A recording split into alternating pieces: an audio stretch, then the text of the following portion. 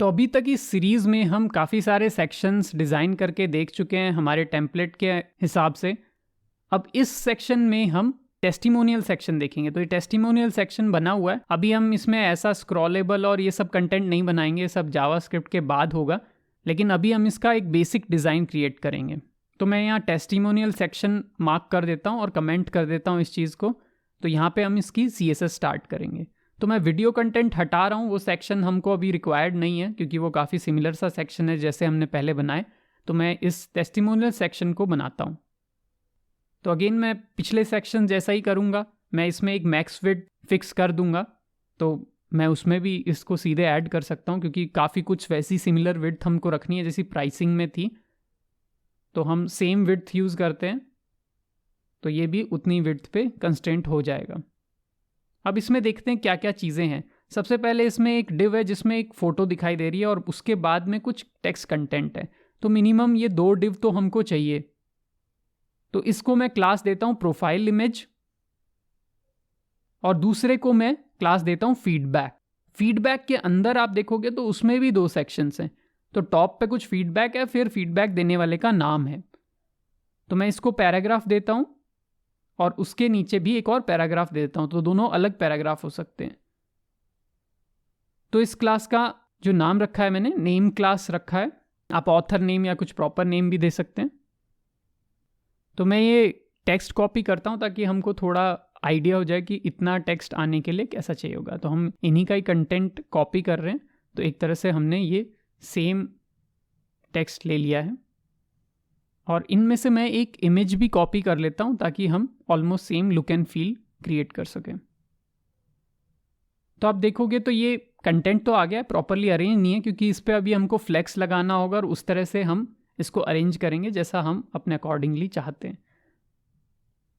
तो testimonial section पे मैं वापस से एक फ्लेक्स डिज़ाइन करूँगा।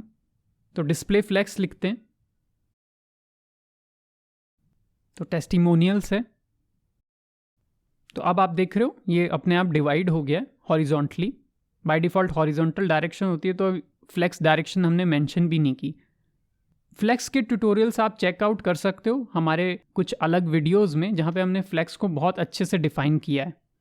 तो यहाँ बॉर्डर रेडियस हम दे देंगे 50%। ये क्यों देने की कोशिश कर रहे हैं? हम इसको सर्कुलर शेप देने की कोशिश कर रहे हैं हम।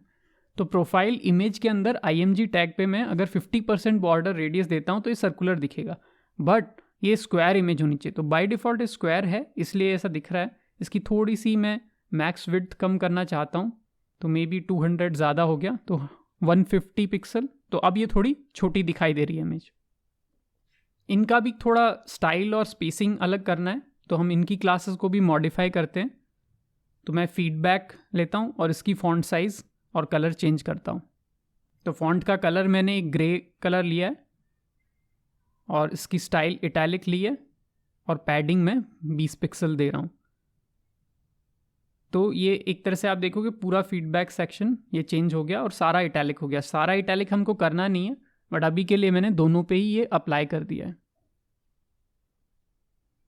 तो थोड़ा सा लाइन हाइट भी चेंज करते हैं। हम दोनों में डिफरेंस देख पा रहे हैं कि लाइन हाइट हम थोड़ी बढ़ा दें तो उनमें गैप आ जाएगा लाइंस के बीच में, जो थोड़ा अच्छा लगेगा।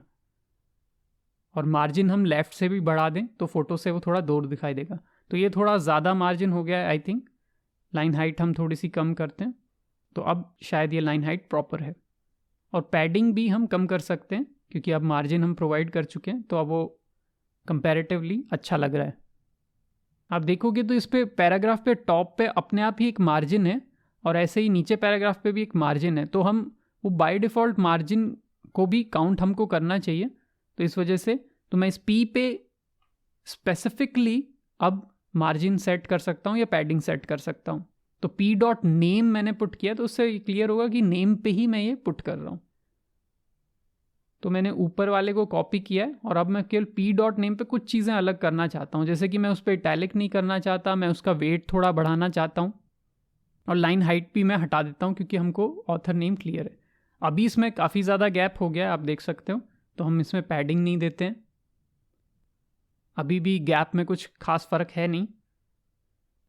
तो ये पैडिंग में फीडबैक दोनों में से हटा देता हूँ। तो अब ये काफ़ी प्रॉपर दिख रहा है क्योंकि पैडिंग दोनों की होने की वजह से इसमें गैप क्रिएट हो रहा था।